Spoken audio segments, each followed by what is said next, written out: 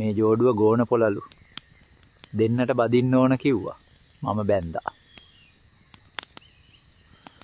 එහෙම හිටියට ඒ කාලේ ගාල්ලෙත් වෙල් කැපුවා. තෝ ආවේ මගේ පෙරේත වට්ටිය හොරා ගන්නද? පිස්සුද යකෝ මම කට්ටඩිය. රතු පාට සාටකේ හින්දා හොරෙක් කියලා හිතුවේ.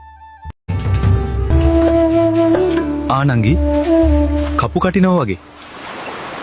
ඔයා ඉමෝ ඉන්නවද? ෆිල්ටර් දාලා දන්සල් වලින් කාපු වගේ ෆොටෝස් දාන්න එපා. බෙලි මලුත් නිකන් සව් වගේ. මේ හිරි කැටිය වලව්වේ කොයි පාටියක් දැම්මත් අයිය පරක්කුයි. ඒකට කමක් නෑ.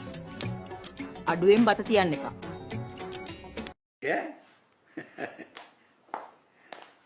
උඹ වැල බල ඉදපන්. එතකොට ඔක්කොම හරියයි.